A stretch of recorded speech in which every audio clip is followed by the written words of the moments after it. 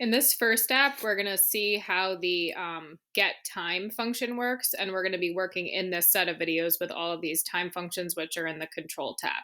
So the first thing I'm going to do, just to make a really simple app, is pull out two buttons. So that one's button 1, and this one's button 2. We're not going to spend any time renaming them. And the way I'm going to code the app is to see how much time there is between the time I press the two buttons. So I'm going to get two event handlers, one for the first button and one for the second button. And I'm going to store the time. When I press button 1, I'm going to store the current time with getTime.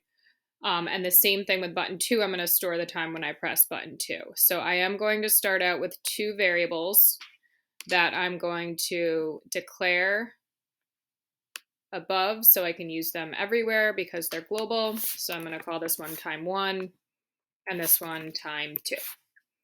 So when I press button 1,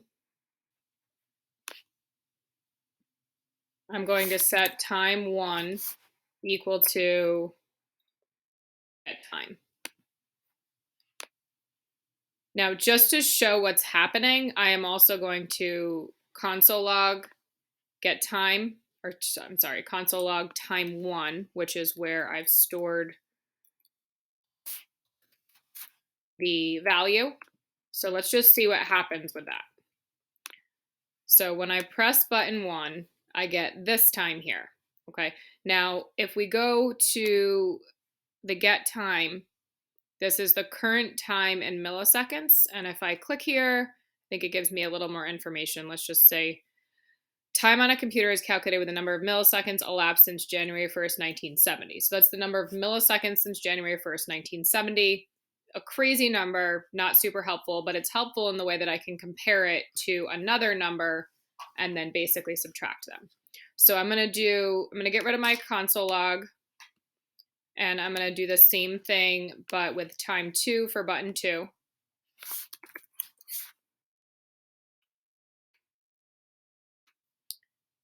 And then to find their difference, I am going to create another variable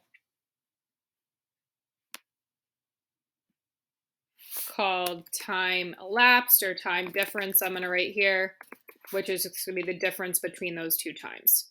So I have to press the buttons in a certain order, but I'm not going to get fancy trying to worry about that. So I'm just going to always press button 1 and press button 2 when I run the app. So I'm going to set time difference equal to time 1 or time 2 minus time 1. Because theoretically, as long as I press button 2 second, time 2 should be larger than time 1. And then I'm just going to console log the time difference.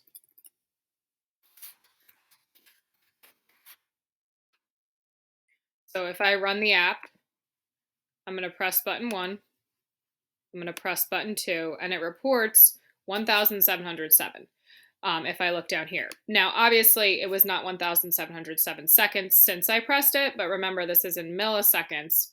So what I need to do is to get the answer in seconds is basically take those two and divide by 1,000.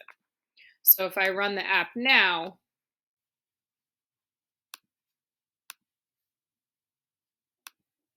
I waited 1.981 seconds. I can always write some sort of concatenation with this. Just to show that this is working, I'm going to wait a little longer between my button presses. We should see a little bit longer time.